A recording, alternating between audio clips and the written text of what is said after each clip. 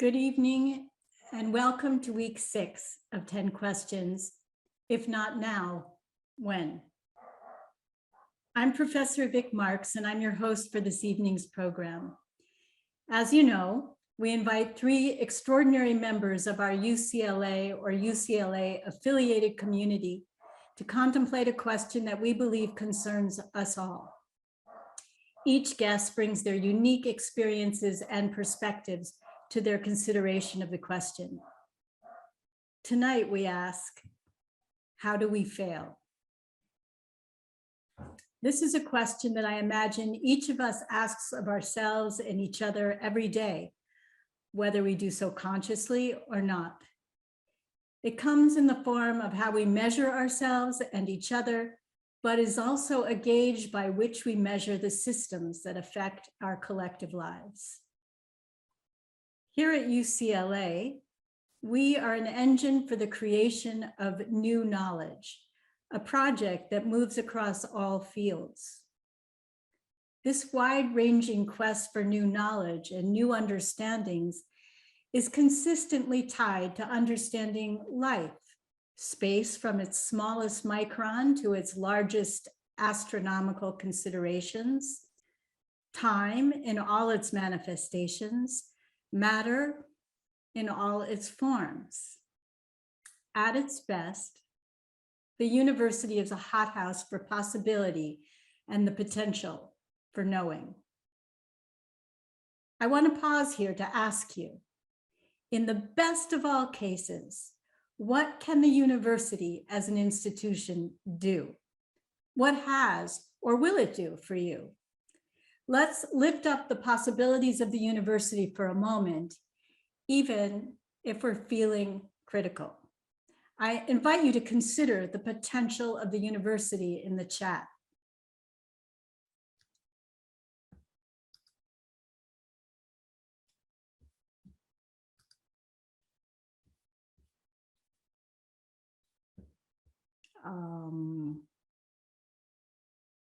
Hey, you all out there. What can the university do? Thank you, Roberta Kern. Thank you. I think I stumped you. Well, I'd like you to keep thinking about, yes, here we go.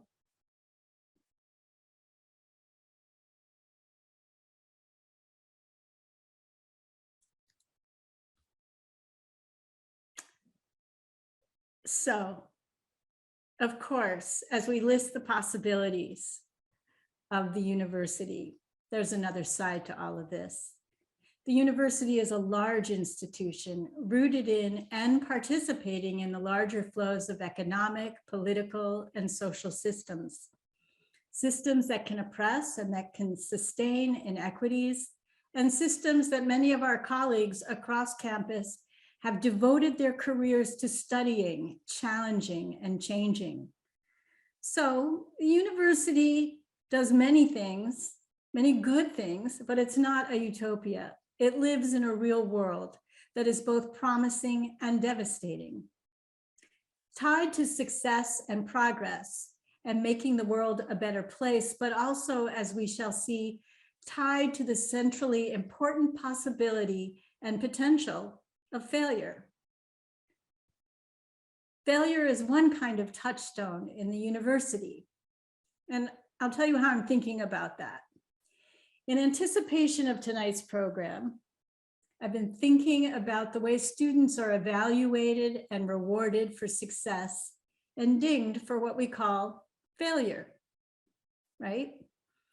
This comes in the form of tests, papers, grades, GPAs, and depending upon what you, our students, do next, distinguishes you from your peers. It may surprise you to know that faculty are also scrutinized, evaluated, rewarded, and dinged. This comes in the form of peer evaluations of research and service, as well as student evaluations of teaching. Ultimately, for faculty, it yields promotions or lack thereof. This dualistic way of operating tends to create a culture of competition rather than one of connection and collegiality. Conventionally speaking, tangible successes and failures are also indicators for the continued value of our labors in the wider marketplace, in our work, careers, and jobs. And our success in work is often experienced as an indicator of our value as a person. To everyone here tonight, do you feel like your success is tied to your value as a person? I think for me, in the first instance, it is, but then I don't believe in such reductive thinking.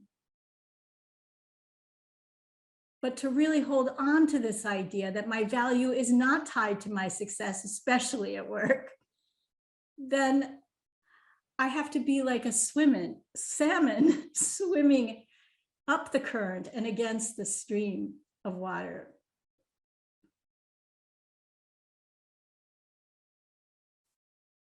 Tonight, we will consider the way the tech industry's motivation for profits yields a failure to uplift the common good, and how it perhaps strikes down the most marginalized amongst us. We'll consider the way illness and poor health can become tethered to personal failure rather than to systemic inequities or the simple fragility of life. As we sit in front of our screens this evening, the UN Climate Summit is underway in Scotland. The management of national and global economic interests and a commitment to the well-being of our planet, the lives of everyone here and everyone who comes after us, is on the table. The international cooperation and decisions made by this coalition of countries will have catastrophic impacts. Antonio Guterres, the UN Secretary General, said, "We are digging our own graves." Okay, that is not uplifting, but we need not stagnate or be paralyzed by failure. Failure can, and in the case of climate change, must be an engine of possibility. Failure, if we choose to reframe how we see it and what we choose to do with it, can be a catalyst for radical and positive change. Taking risks of any kind entails the possibility of failure or loss. And in order to go somewhere you have never gone before means inviting failure as a beloved friend. What if problems or messes or misunderstandings are not seen as failures, but rather as possibilities, opportunities to discover a new way of seeing, a new way of being, a new way of doing? How is the need to befriend failure at the center of creativity in the science lab, creativity in the humanities inquiry, and in the artist's studio? For you, when has the possibility of failure led you to something new that you value? Yes, it's the chat again. Please share with us in the chat when the possibility of failure sat alongside of a moment where it took you to something new, something that you value.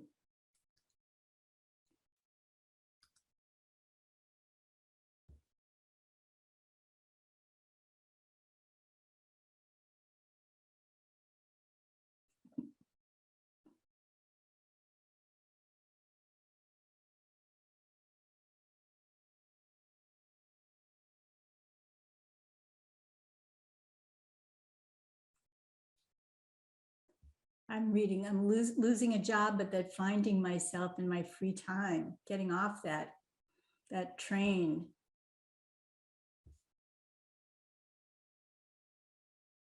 creating my own recipes,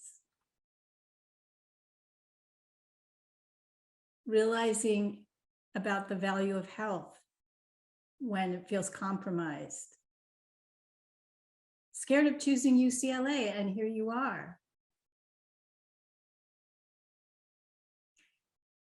Well, I hope that if you got rejected from your dream school, that you found something even better. So let's get right into it.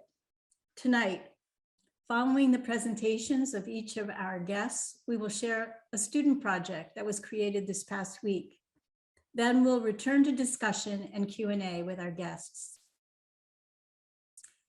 It gives me great pleasure to introduce Dr. Safiya Noble, who is Associate Professor of Gender Studies and African American Studies, and serves as the co-founder and co-director of the UCLA Center for Critical Internet Inquiry.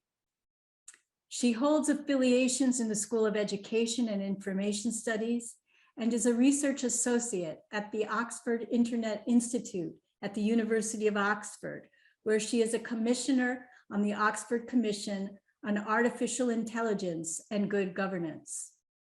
Dr. Noble is a board member of the Cyber Civil Rights Initiative, serving those vulnerable to online harassment, and author of Algorithms of Oppression: How Search Engines Reinforce Racism, a best-selling book on racist and sexist algorithmic bias in commercial search engines. Earlier this fall, Dr. Noble was awarded a prestigious MacArthur Fellowship from the John D. and Catherine T. MacArthur Foundation. And given this outstanding recognition and the sheer quantity of people and places who want to know more about her work, we are fortunate indeed to have her with us tonight. Welcome, Safiya Noble.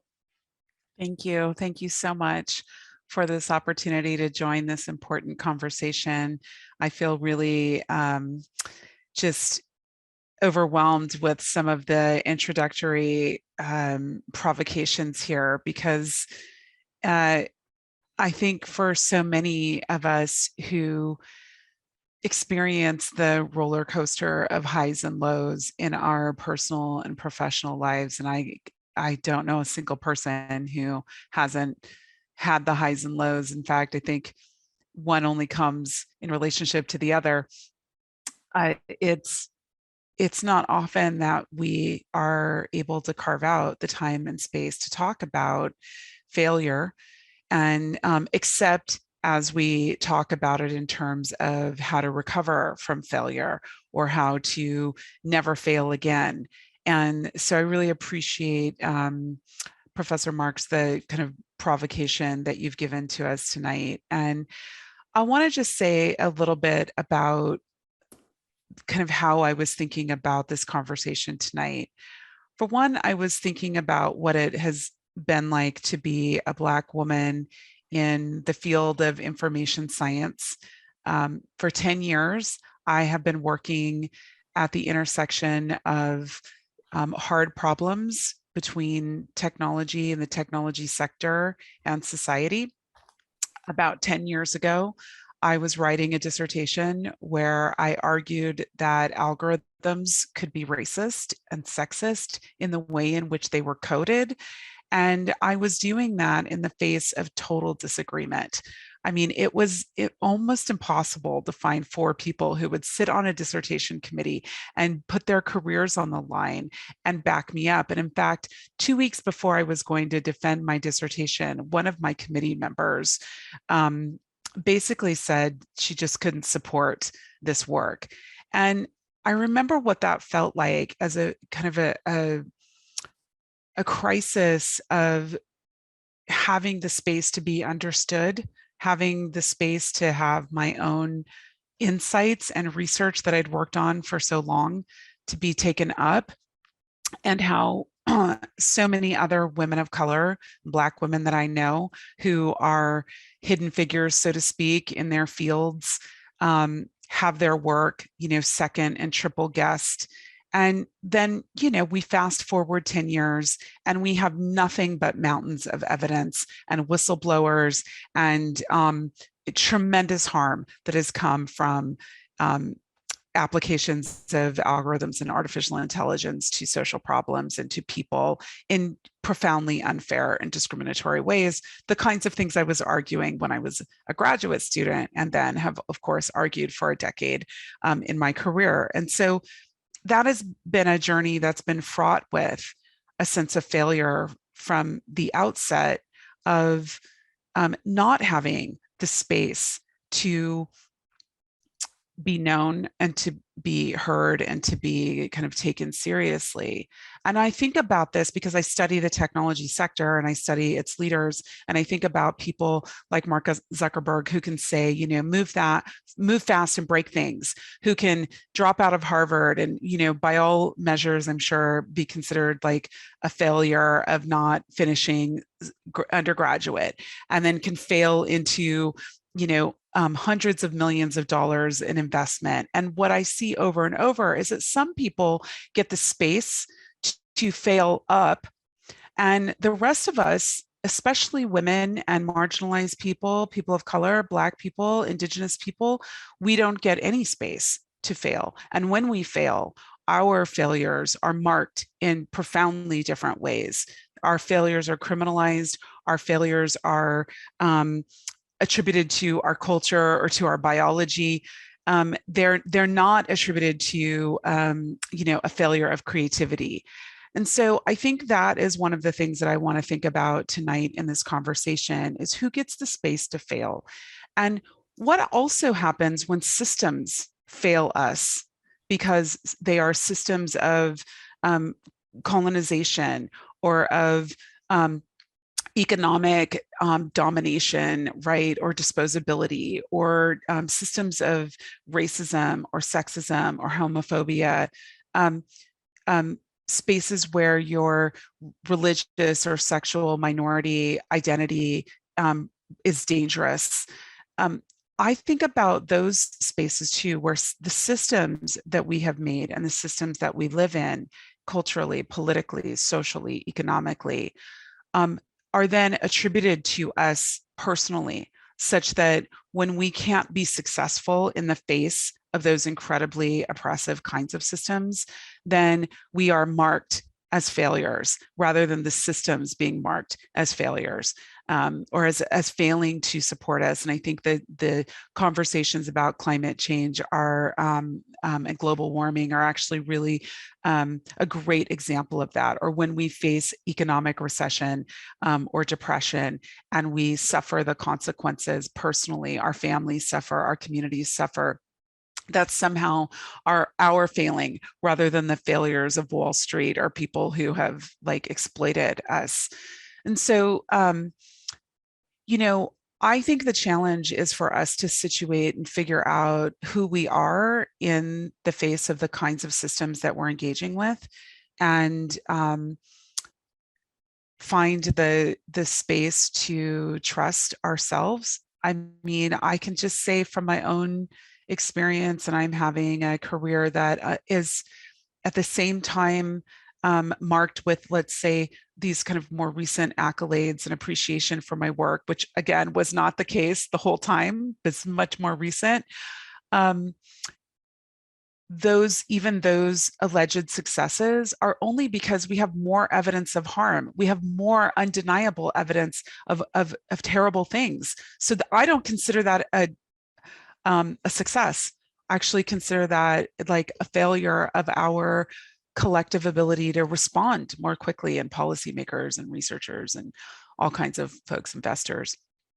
So I guess I'll just leave it kind of there as like an opening salvo, if you will, on how we might think about the tensions between how failures of systems make us, how we resist those failures, and how we not mark ourselves failures even when other people can't quite see who we are and what our contributions are yet.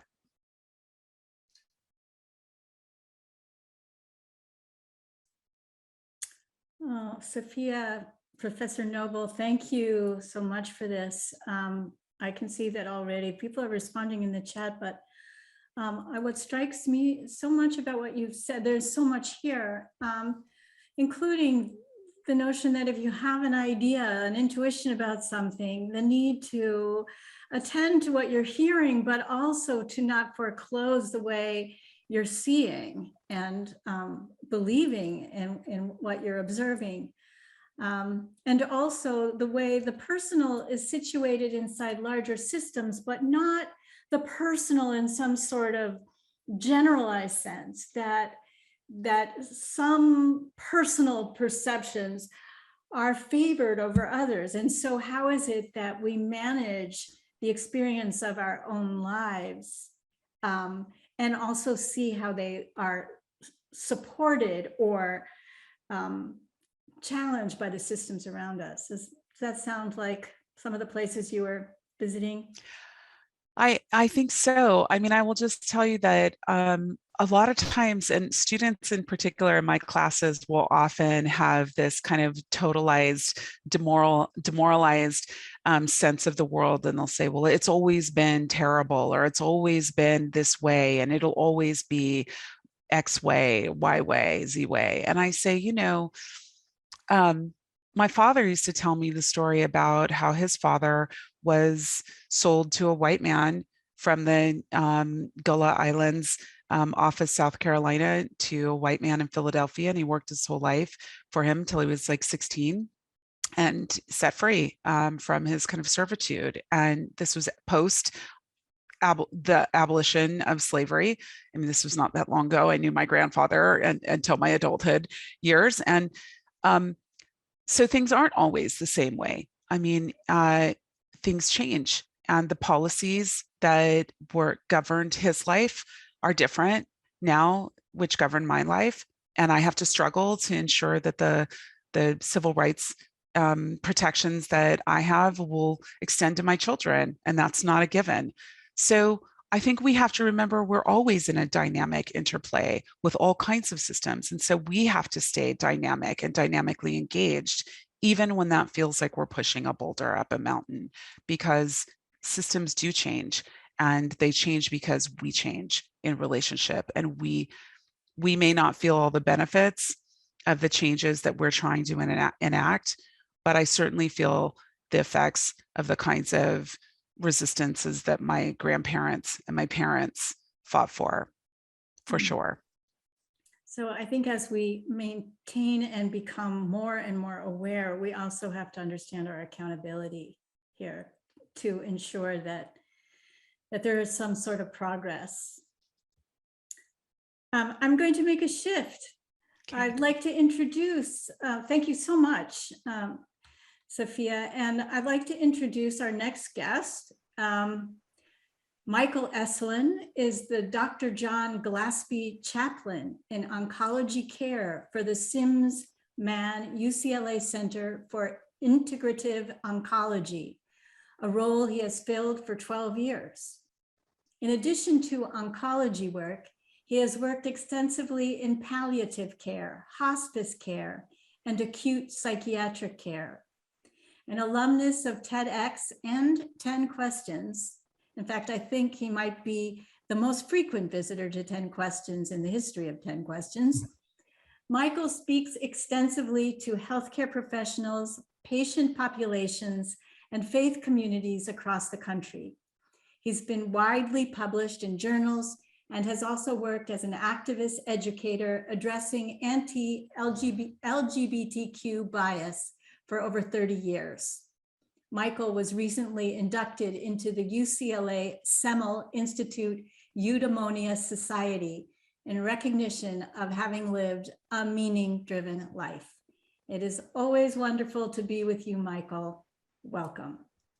Thank you so much, Vic. I can't tell you how honored I am to be here and to participate in such a wonderful conversation. I myself have been running away from failure ever since I was first aware there was such a thing as a report card. I couldn't imagine as a child anything worse than getting an F, the humiliation, the disgrace of that. So I made sure that I never did. I lived through my school years, in fact, believing that my GPA and my self-worth were one and the same thing. Ultimately, 4.0 GPA is pretty flimsy proof of one's self-worth, but a string of A's does offer some momentary consolation and camouflage, if you will, for my true failure as a boy, as a straight boy doing straight boy things, not like the other boys at all. I wonder how many of us still live our lives as if there will be a final report card at the end that will be judged for how meaningful our work was, how much money we made, how many things we acquired, were we a good parent?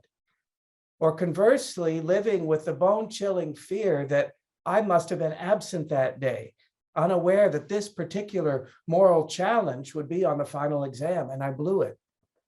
Sharon is facing the end of her life right now from ovarian cancer, and she wrestles with that very fear.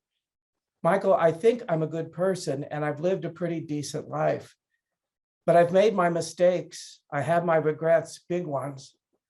What if I don't get into heaven? As if she will be graded, judged on her resume and not on, say, the love that's in her heart, if she's even to be judged at all. My grandmother, Barbara, my dad's mom, was one tough cookie. So tough, in fact, that her standard reply to the greeting, "How are you?" was, "I'm just as mean as usual." I don't believe in failure, she would say. There's no such thing because you can always grow. It's a pretty common perception, particularly among those given to positive thinking as a way of navigating through life, and certainly within the mythos of American notions of success. But for me, what was missing in my grandmother's declaration was the idea of compassion. If I were brokenhearted, devastated that I didn't get the thing I wanted more than anything else, I really didn't want to hear, "Well, I'm not going to feel sorry for you because you're going to grow through this." That wasn't helpful at all in the moment, even if it proved to be true in time. Compassion only means to be with suffering, to be with it, not to fix it or advise it or change it or compare it or dismiss it, just to be with it. It's not a small or easy thing. I would say authentic compassion for others and for ourselves is the one true healer. And yet it is one attribute that I've yet to see on any report card or any measuring stick for success. And at the same time, I find deep resonance in the writing of Holocaust survivor Viktor Frankl. Everything can be taken from a man, but this one thing, the last of the human freedoms, to choose one's attitude in any given set of circumstances. So yeah, maybe it is up to us to call it a failure or not, to cast that final grade. And yet I find myself struggling with this human need to cast a verdict on any set of circumstances, looking through this dualistic lens of success and failure, win, lose, victory, defeat, as if there is a final report card. What if it's not so clear-cut as that? What if it's not so simple as that? In the early 90s, a big economic recession hit Los Angeles. I had a design business at the time, and business fell off to zero. I needed to do something quick. As a stopgap survival strategy, I took the CBEST test, I got an emergency teaching credential, and I was hired to be a substitute school teacher for Inglewood Unified School District. This was a few weeks after the Rodney King uprisings in Los Angeles. It seemed like a good idea at the time, but soon enough, I discovered I did not have the constitution to face those schools every day. So on my off days, I volunteered at Project Angel Food, delivering home-cooked meals to homebound people with AIDS. These were the peak years of the AIDS crisis. I also got involved with a fledgling volunteer AIDS hospice group called Project Nightlight. But at the time, I felt like the loser of the world. No one could convince me otherwise, a complete, total, abject failure. I assiduously avoided friends who might call and dare to ask the unthinkable question, "So what are you doing these days?" What's more, I was convinced that God had dispensed all the components necessary to live a successful life to everyone else except me. Firmly attached to that idea. And yet when I look back on that point in time now, I see it as the pivot point that made this part of my life possible. This career of chaplaincy pointing me in this direction, this career I love so much that gives my life meaning and seems to have it all make sense. So am I to look back on that point in time now in the early 90s and call it success, a blessing, hurting so badly that I wanted to die? The older I get, I find the less patience I have for this black and white either or kind of thinking. In the world of cancer, stakes are much higher when we begin to talk about our conceptions of success and failure.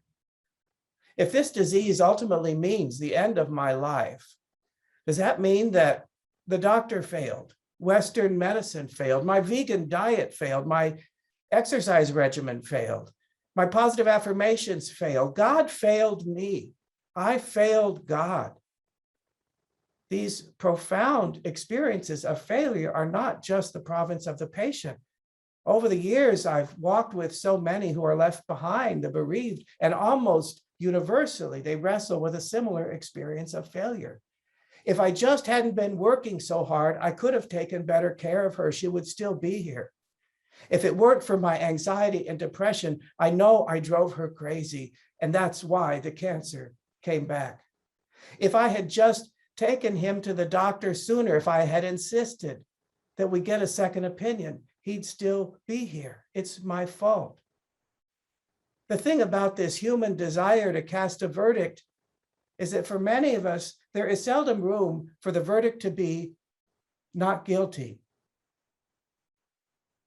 Deanna is undergoing treatment for an aggressive colon cancer. She's also deeply rooted in this new age kind of philosophy that would suggest she can create her reality as she envisions it through positive affirmation and prayer and faith.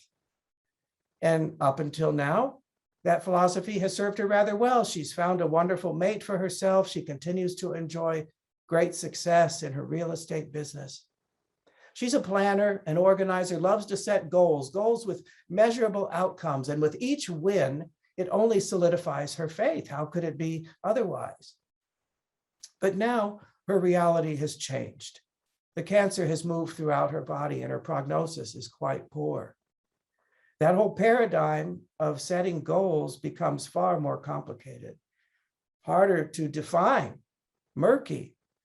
If cure is medically off the table, what kind of goal can I set? What can I hope for?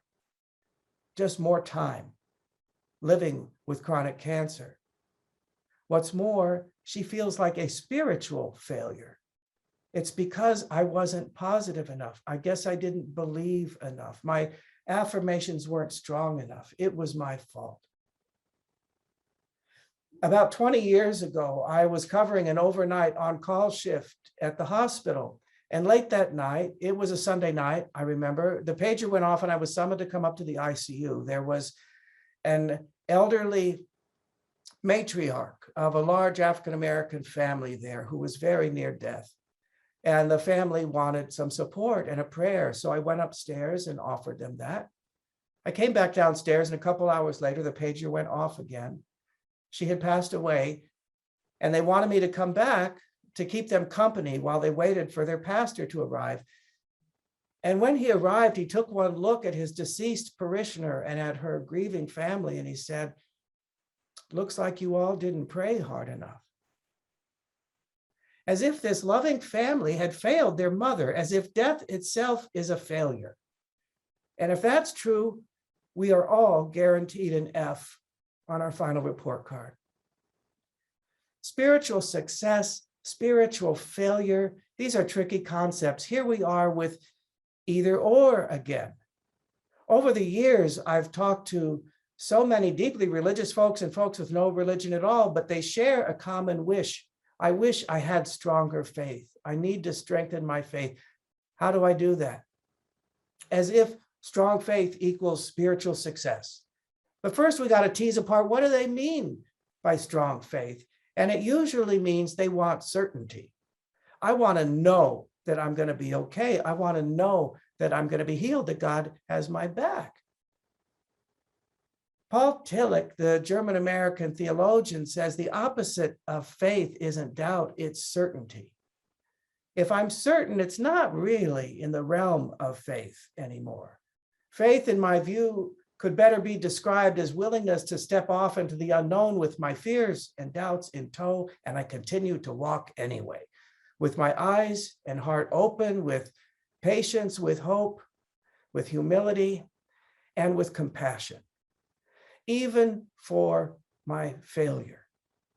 With Deanna, we looked at what might she make as a new goal with a not so measurable outcome. What about a goal of coming to peace with uncertainty, with loss, even with failure? Offering herself the grace to be a human being on a human journey. If there even is such thing as spiritual success, it might just be rooted in our capacity to nurture compassion for ourselves and each other through our experience of what we would call failure, coming to peace with our own powerlessness. I'm a big documentary film fan, and I remember in 1995, a wonderful Oscar-nominated documentary called Troublesome Creek. It's a story of a Midwestern farm in Iowa, a family farm that had been in the family for generations, over 125 years. Harold and Mary are much older now. They're still running the farm. They raised their kids who have all moved on and moved away. So we understand now that they are facing foreclosure because of a farming crisis. So it's all hands on deck. The kids come back to Iowa to help do what they can to save the farm. We're given to believe through the whole story that it will kill mom and dad if they lose the farm. So we're kind of dying. Every time you see an auction, they're auctioning off the livestock, they're auctioning off the farm equipment, their furniture. You see Mary stroking the Ethan Allen dining table. Oh, the Thanksgiving dinners I've served at this table. Sold. You're just dying. They can't lose the farm. And in the end, they lose the farm and they have to move into a small house in town. To everyone's astonishment, they both flourish. Harold is a new man, unencumbered by all of that anxiety and that backbreaking work. It's one of those guys that had those enormously bushy eyebrows. You think, what's up with that? There he is in the barber chair, getting them all trimmed up, looking his best. I'll never forget the last line of the film. Their daughter, Jean, is narrating success and failure. Sometimes it's hard to tell which is which. Yes, it is. Thank you.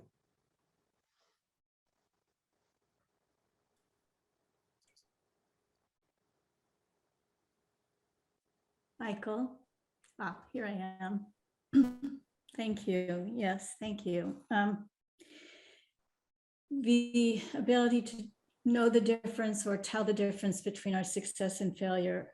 And I think also this other thing you said about coming to peace with our own powerlessness sits alongside of all the time our incredible powerfulness, right? That it's both, and that somehow at the coming together is what you're talking about, what you're inviting us to think about tonight. Yes. We spent, excuse me, a lot of time nurturing this belief that we do have power and control, that, excuse me, that if we get a seat belts and alarm system and enough insurance and a motion detector, and that we'll be safe and we'll be okay. If we have enough health insurance, nothing can harm me. And that's an illusion. We do have enormous spiritual power, which paradoxically might mean that I am at peace with my powerlessness. There is great power in that, because nothing can terrify me anymore, or a lot less can. And my suffering is diminished. So I'm free to move out in the world without that fear strangling me. Mm-hmm.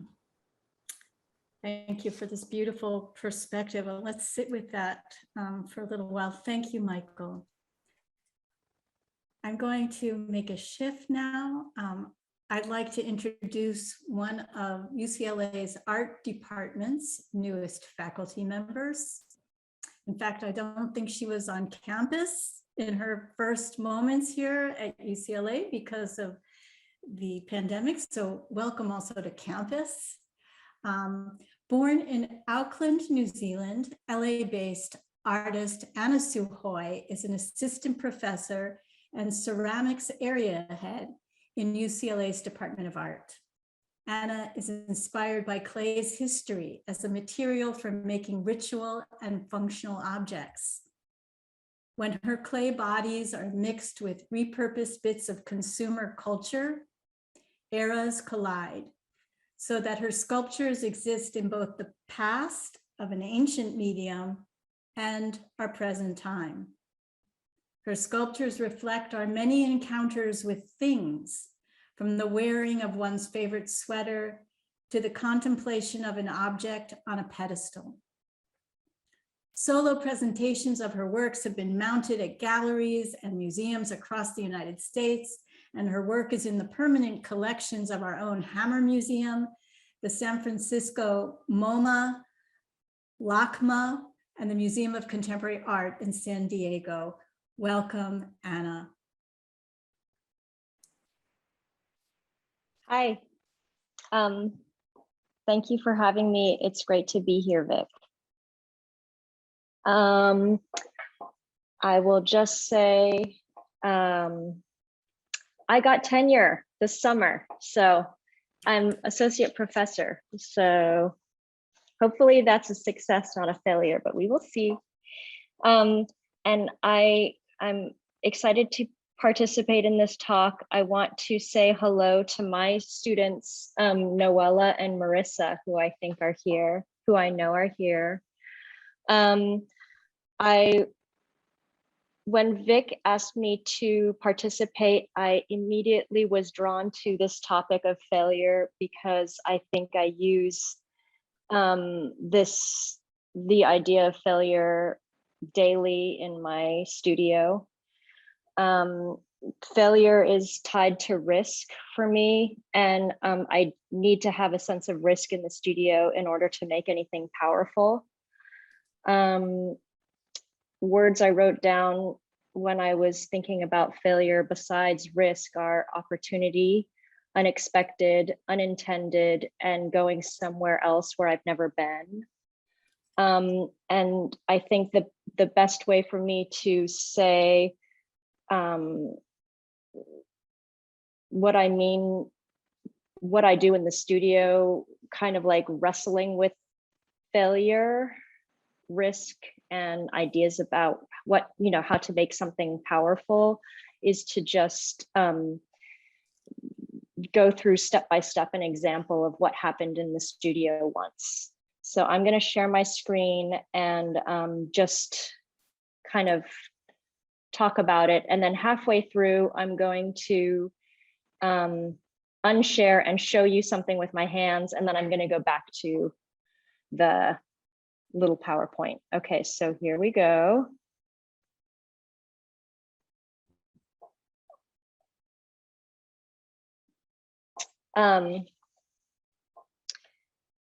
So this piece is called His Genes, and it's about the size of a basketball. You see a ball of fired clay and gene scenes sewn together. I've been making faceted orbs out of clay like these for many years. And basically I take about 100 pounds of clay and roll it into a big ball. And as the wet clay hits the table, the bottom flattens, creating a facet. And as I roll the ball again and let it rest again, another facet is created, and another, and slowly until the whole thing is faceted. Then I scoop out the ball like scooping out a pumpkin, so the inside is hollow. And so I'm creating an architectonic interior space slowly out of a giant ball of clay. In sculpture, it's always about like, so his genes rests on the floor. I wanted to get the piece one of the orbs up into space because I realized it's so much about the interior space. I wanted the viewer to be able to see inside more easily. So I thought what I was going to do would be, I was going to create a giant forearm and hand that would lift the orb into space. So that's just, and I made a quick sketch, which you're seeing, and then I spent weeks building this forearm form out of lumber, chicken wire, and celluclay, which is basically like a paper mache clay, paper pulp and glue. And I began forming the hand onto it with more of the same materials. And I dyed the celluclay blue because I want it to be a color. And I waited for the celluclay to dry. And finally, the moment I was waiting for, I raised the ceramic orb up into the air, put it on the palm of the giant hand and looked at it, and then realized it was totally wrong, not at all working. What happened was this shape that was kind of the shape that was so mysterious to me, and that's why it's important, this hollowed out orb suddenly looked tiny and too precious, like a strange gem in this giant hand. So I had worked so hard to get this thing up in the air on a, but it was like totally wrong. So I had failed, I was back to zero. But then I thought, before I destroy this thing, I need to just step back, rethink, recalibrate, and reconceive of what I'm doing. And I think this kind of stepping back and reconception is the most, like, you know, a really important part of making sculpture. It's the kind of like the problem solving. So I have to dig myself into a hole and then realize how to get out of it. And so while I was taking a break from making the sculpture, I was kind of just doing other things, washing dishes. I don't know what I was doing, reading, going to work, taking a hike. Daydreaming is a big thing I need to do, but then I remembered this. So this is the hand gesture I'm showing you, more like this. What is this? And I just was remembering being in elementary school and being like, what is this? It's a spider doing push-ups on a mirror.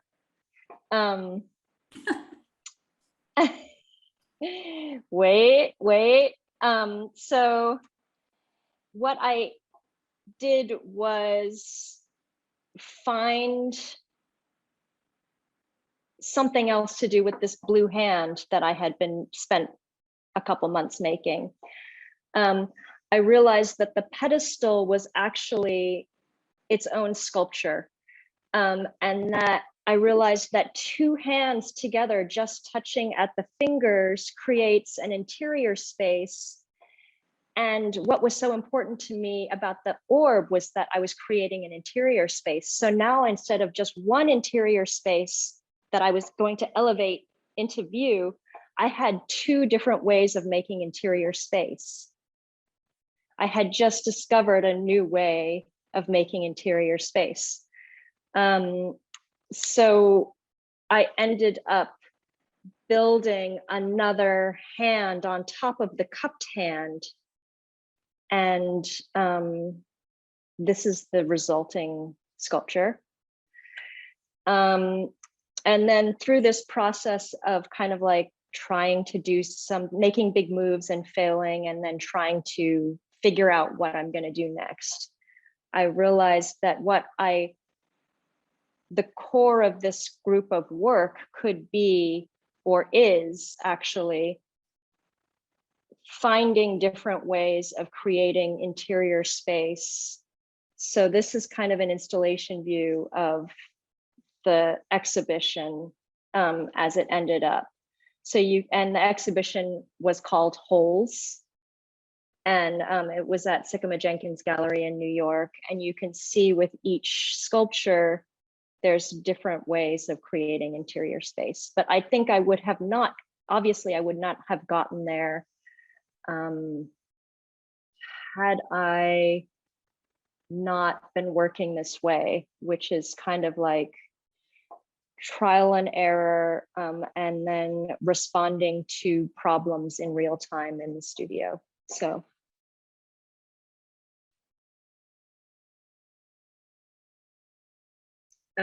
I guess in the final things that I will say, the phrases that I loved from each of Michael and Safiya's talks were, like Vic, I wrote down coming to peace with uncertainty. That's Michael's words. And from Safiya, staying dynamically engaged. So those are two kind of things I really try to do in the studio. Thank you. Thank you so much, Anna. You know, I want to ask you, first of all, so generous to immediately tie back to our other two guests, but staying with your work for a moment, I want to ask you, you knew you had an interest in interior space.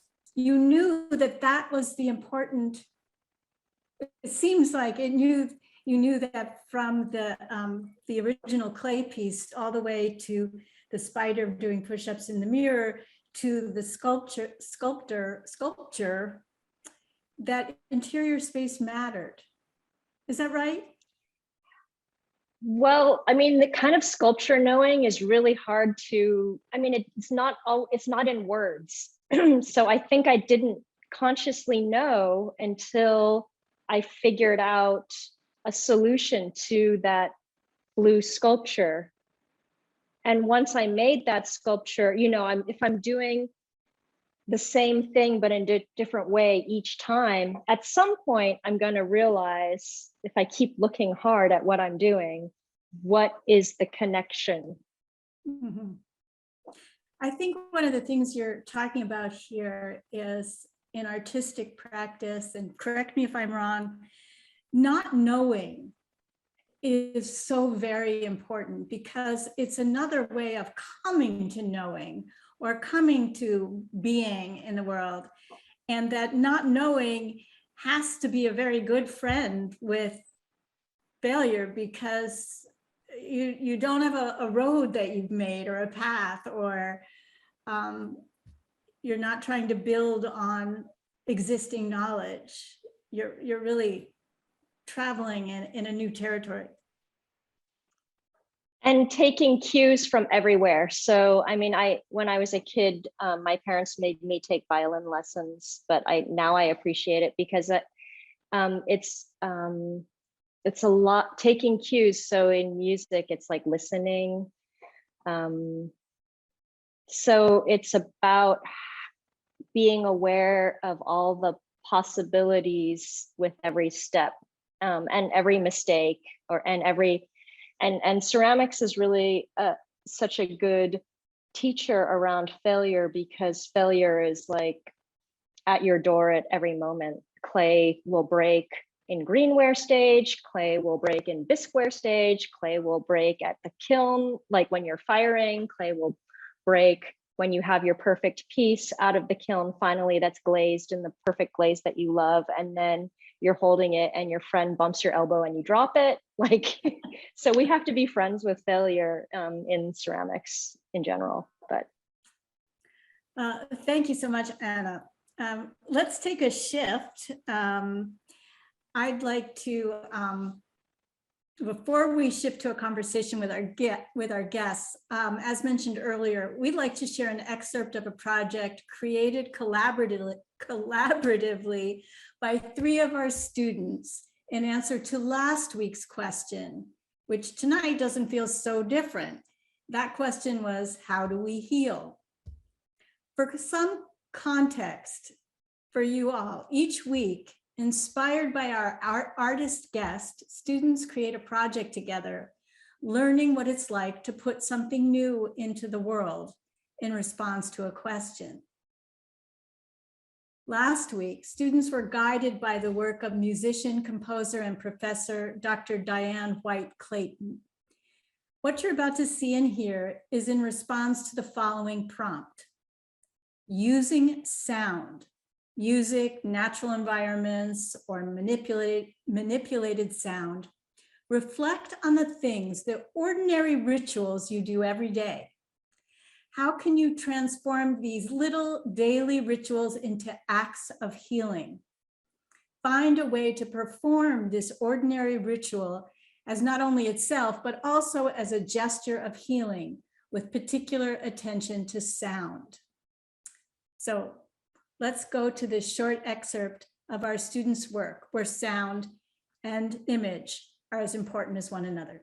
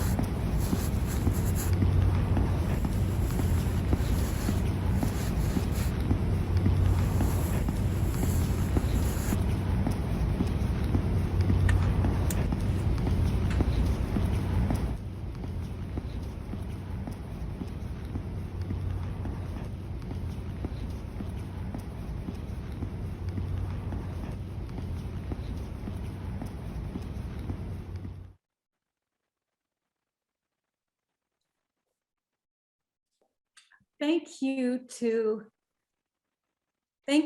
our students who are creating projects collaboratively each week. In this project, I found myself thinking about the way everyday sounds are so comforting, and they create a familiar score around us, one that we're not often attending to consciously. Let me see, do we have everybody, yes, hi everybody. That was so lovely, and I realized that the very risk of making something from nothing, from an idea or a question, and then sharing it in this context, there's always that risk of failure, right? Like we're looking at this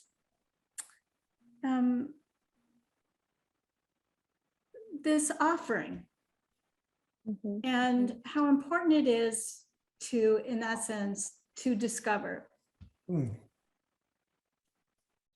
I was really struck by this kind of cause and effect relationship.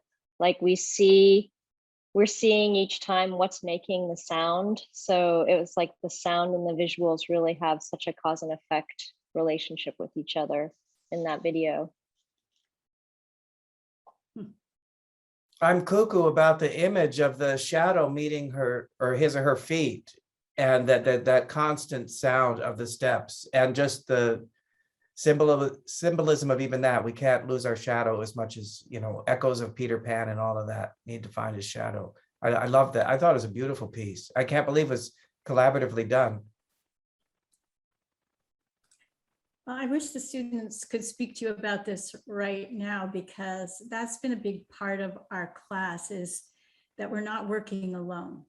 We're always learning how to work collaboratively, to care for one another in collaborative processes. So the other side of the student work is that the only failure would be if they didn't communicate with one another.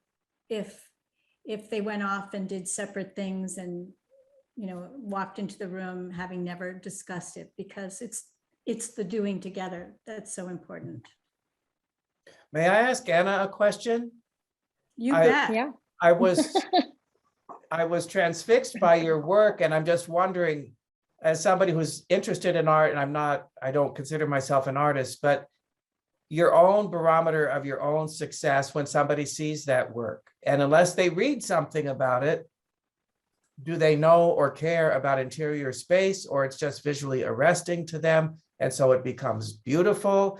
And is that success, or do you really want them to get this about interior success or interior space, or is it just, it's an expression of what I wanted, but I don't care if anybody else gets it? Sometimes I give a lecture and somebody come up and say, oh, I loved your point about this. I thought, I didn't remotely make any point to that effect, but I'm glad you liked my talk. So, you can't control how somebody's going to interpret it. So how do you interpret that as success or failure?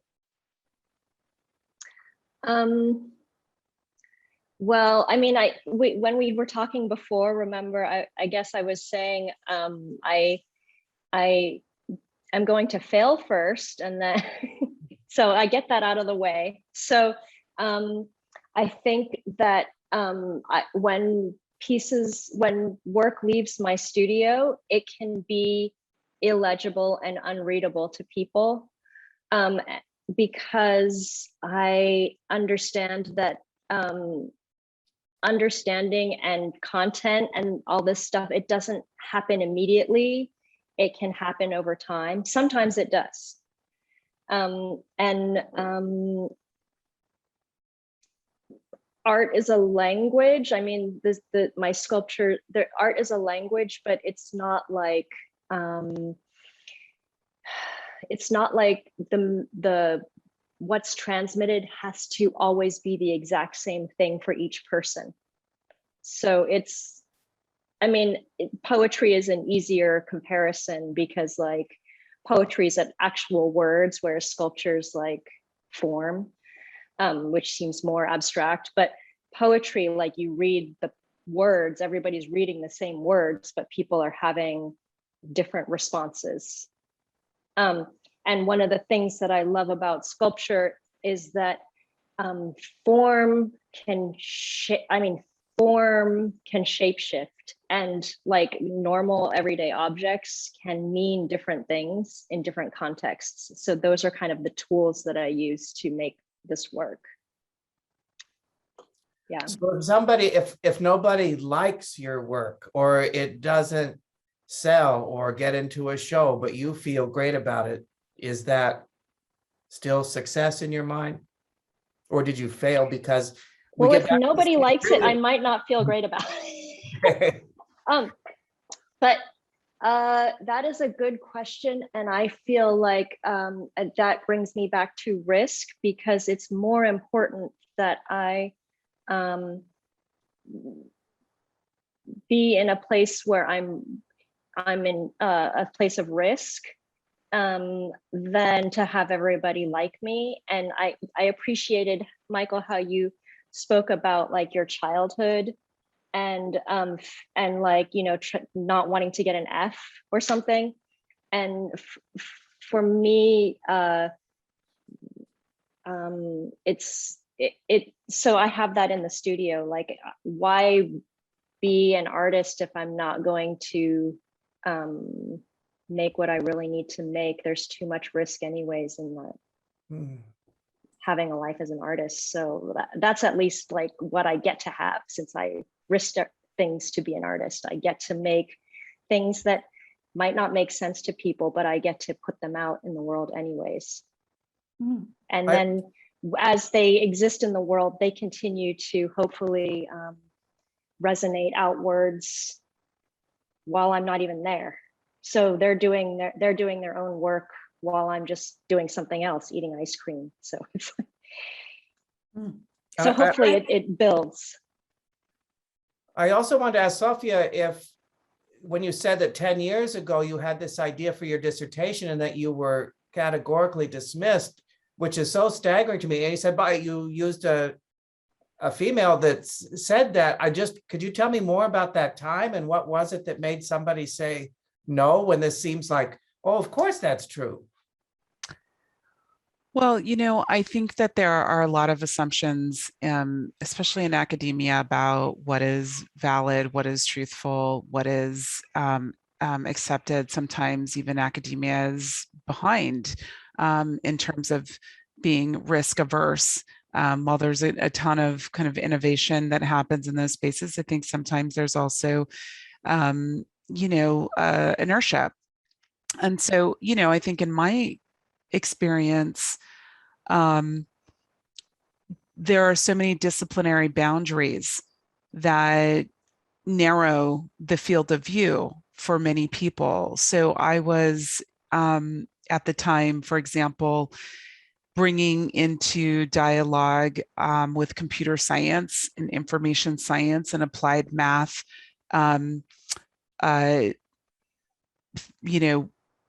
constructs about what technology is, its alleged objective nature, its alleged kind of neutral position in the world. I was bringing that into dialogue with humanities and with social sciences and really trying to talk about the fact that technologies are never just applied math, and computer code is never just computer code. It's always in a kind of dynamic dialectical relationship with society and with human beings and with as makers and as users of these. That seems like common sense now, but I can tell you that that's kind of that was a more esoteric way of thinking about something. I mean, now we have a whole field called ethics and AI that didn't exist a decade ago. So part of the challenge is that I think for many people have these experiences of combining different ways of knowing and ways of thinking. There were lots of social scientists and people in science and technology studies who I had been reading as a student, and I was so inspired by their work. And for them, it was kind of like common sense to think that we could also think about technology as a social construct, just like we can think of lots of things, race and gender as social constructs. But inserting that thinking into these other paradigms and other spaces was actually not,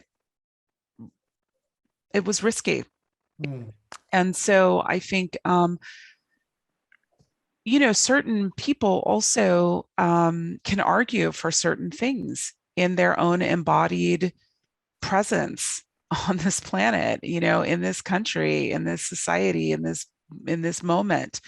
I find that there's so much research, in fact, to corroborate that when Black women make certain assertions in our society, they're presumed incompetent. There's actually a book of magnificent research by Black women in academia who talk about all the ways in which their intellectual contributions are dismissed.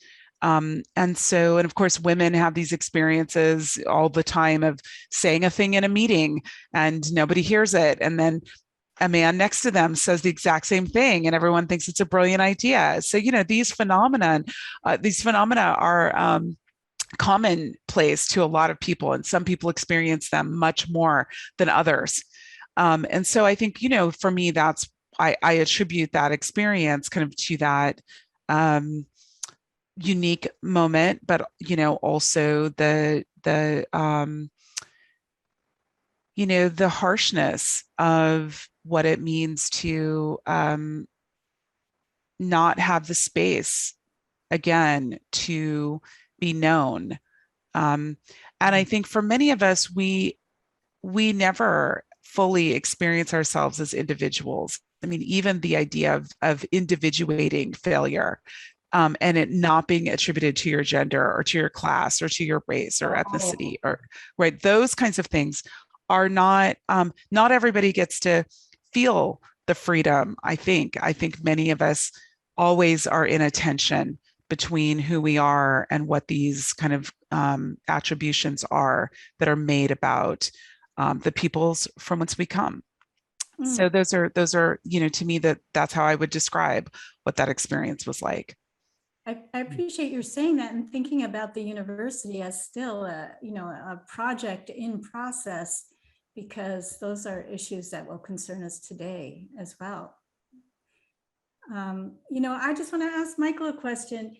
Understanding that you escort people, you connect people in those last moments of life as they're imagining their death or continuing until they will leave their bodies. I'm wondering, for you personally, what constitutes something other than failure? Like what is it that you hope for as people are facing these large questions that often include spiritual failure? Boy, there's a lot there in your question. I wrestle with that because there's a part of my job that would say my success is contingent upon, did the patient feel better after we talked? Something so simple as that. Maybe they didn't. Maybe they were more sorrowful than ever. I'm the older I get, I'm trying to focus on this moment as it is enough. This is the gift. This conversation, incomplete. It's a mess. We both hurt, but we're connecting. To me, the connection is the success. Does it change their viewpoint about the future? It may not. It may make it worse. But I guess it's a statement of faith to say, for me, the connection is the thing. I remember one of the most, I want to say the word pathetic, it sounds so judgmental, it is, but a case I'd ever had, this was, 15 years ago, I was working in palliative care in the hospital, and I went to introduce myself to a new patient. And I said, well, I'd like to get acquainted. Tell me about your life. And she said, my life has been a colossal waste of time. And it so broke my heart that anybody could say that. And she said it without any tears, without being maudlin. This was an observation. My life has been a waste of time. And I said, why would you say that? And I did the wrong job. I married the wrong person. I stayed married for the wrong reason. And now I'm here at the end of it. There's no time to do it over. There's nothing I can say to any of that to reframe it or put a positive spin. Is the connection enough that we had that time together? Maybe I'm just fooling myself to say it has to be, because that's all we had. I can't relive her life for her or make her see it in a different way, nor should I. And I'm not, it would be easy to say that's spiritual failure. Who am I to say that? That she might have been living her whole life to get to that point to say, that was a fucking waste of time. I'm sorry, but anyway. Yeah, I try to have this moment be the thing and be enough in my own life and in the lives of my patients. And I'm just, before we move to questions from you all here, and please start to put your questions into the Q&A. I did want to ask you, Safiya, in this moment where you are being feted and celebrated, and and there's a kind of public acknowledgement of the extraordinary success of your work, does failure linger for you, or are you thinking about it more in terms of the dynamics of who gets to fail and what it means for you to succeed in this instance? I think about yes, the weight and the gravity of the kind of work that I do. And I'm probably like people who work on things like global warming, feel a sense of urgency about the things that they work on. And if they fail, what the consequences will be. I feel that because I work on things like, big social questions about like, what will our lives be if predictive analytics over determine the possibility for our humanity, for our human experience, and we just tracked our whole lives from cradle to grave, right, into opportunity, or with our opportunities foreclosed. I feel a tremendous weight and responsibility because I know things and I study things. I think if you know certain things, you study certain things, whatever those things are, if you feel that they are consequential in the world, that there will be, winners who win more and losers who will lose harder and faster. Of course, the feeling of failure is present. At the same time, I will just say that the things that I care about, I feel are legible in the world now. It is incredibly energizing. So, I feel like, well, I'm going to do everything in my power, in my part, all the time as best I can, and not feel that and I don't feel the ego that if we fail on these issues, that it's my fault. I know I woke up every day and kind of did my best on that part. And I feel gratitude also to get to work on something that I feel is important to me. And I know that that is also an incredible privilege, to get to define my life in terms of meaning. Because I really hear, Michael, what you're saying. I mean, I can think of people that I know in my own family who might describe their lives in those ways. And that is a crushing feeling, I think, to feel like, do you get to be acknowledged in the world that you made a difference? And I felt that way when I was a bartender in my 20s, when I worked in retail as a student and undergrad and in high school. Like, was the exchange good? Did we have a good experience? I mean, I do think there is something in that presence of the micro personal interactions that really matter. And I think, I don't feel as paralyzed by the kinds of traditional kinds of failures that maybe I once felt before. But I do feel the weight of the responsibility for really working on the things that I know about. And I don't want to fail. I don't want to fail in those things. I'm so glad you're out there doing it. Yeah. I mean, when I see things like the whistleblower come forward with 10,000 documents, and I think about how many of us have been providing evidence and talking about those things for a long time, of course you feel like, but at the same time, more people are coming forward, more evidence is there, and that is building strength. And of course, we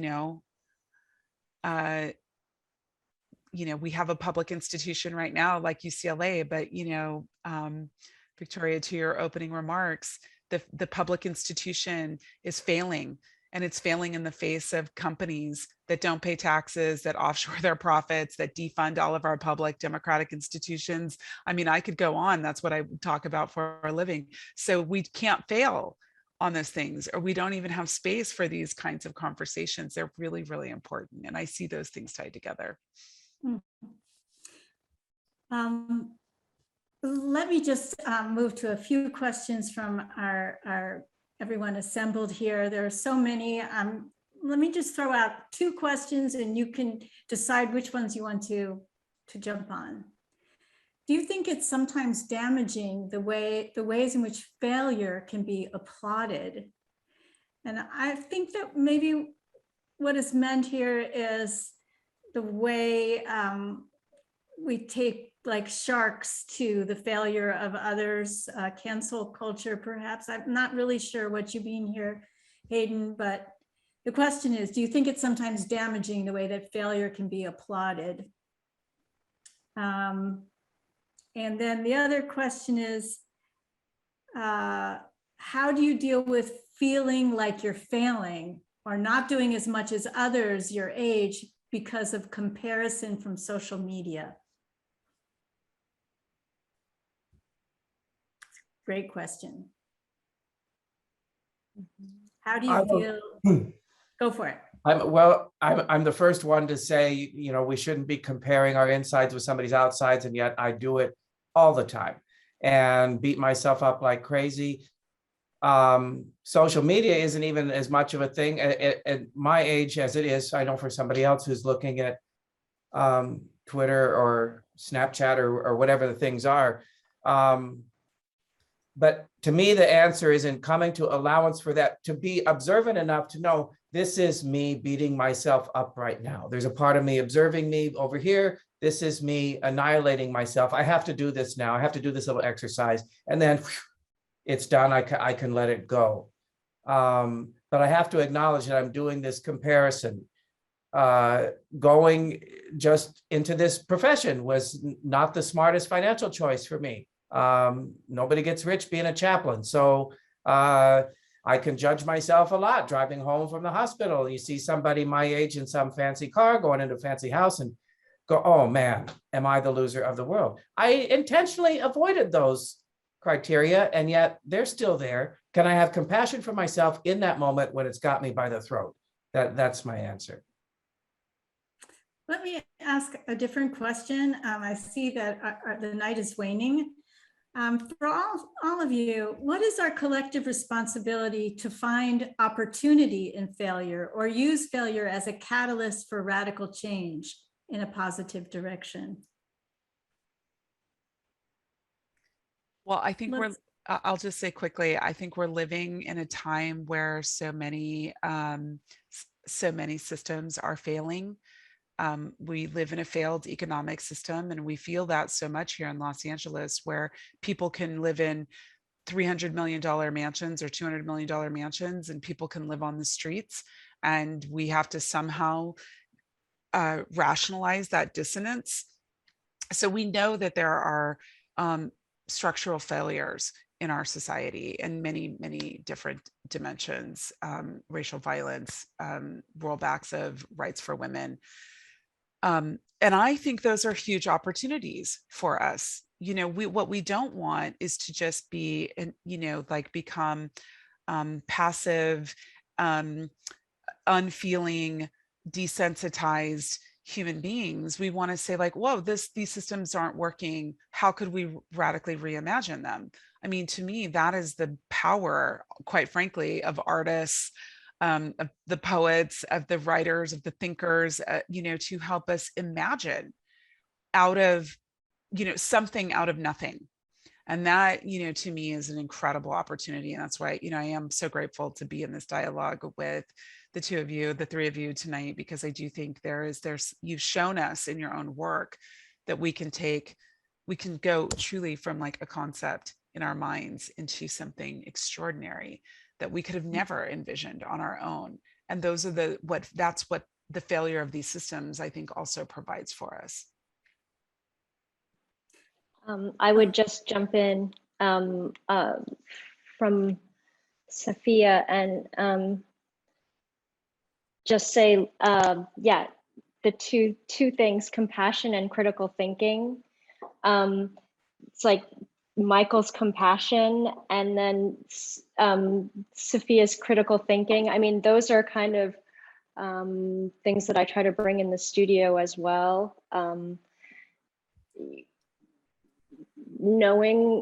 Using my critical mind to know where change is needed, and then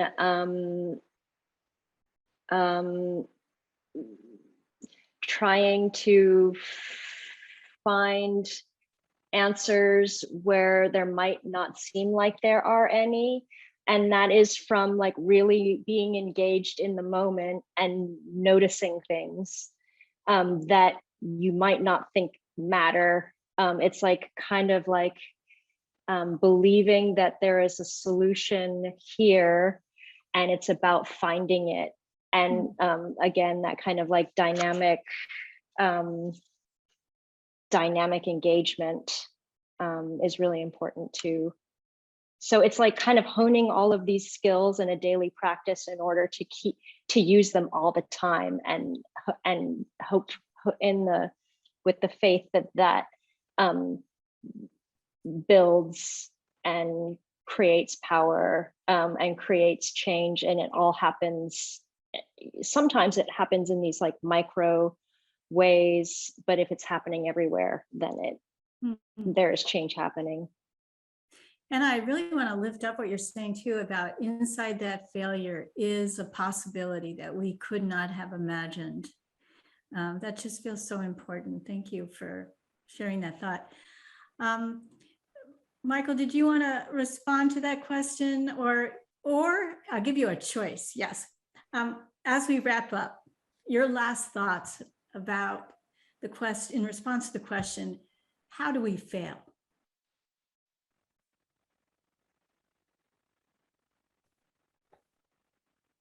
There are so many ways to answer that. Maybe by just not showing up, being willing to be taught, being willing to be taken for a ride. One of the kind of stock questions I will often ask a patient when I'm getting acquainted is, has this diagnosis made you look at your life any differently? Are there different things you want from the future? Nope, just want to get back to the way they were. This is just like getting my tires changed or something. And there's a part of me that judges that says that, well, you mean you read the book and you didn't get anything out of it at all? You saw the movie and nothing changed. This is your life is threatened now. So how do we fail? Maybe by not allowing ourselves to be taught. Not being present. Yeah. Safiya, Anna, closing thoughts. How do we fail?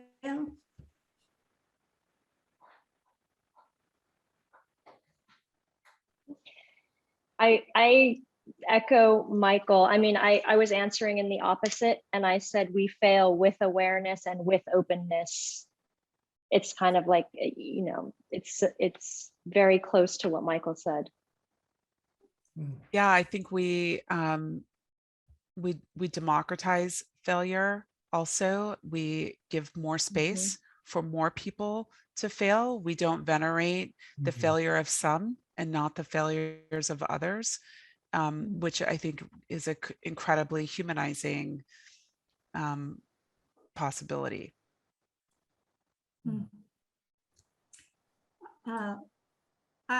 I am moved and inspired by each of your work, and I take away from this evening the need to radically reconsider the notion of failure in our lives, and also to recognize our own agency within systemic failures. We all have a role to play. I want to thank you all for being here with us tonight to consider how we fail. This concludes this evening's program. We hope you'll join us again next week for How Do We Change? Next week, same time, new link.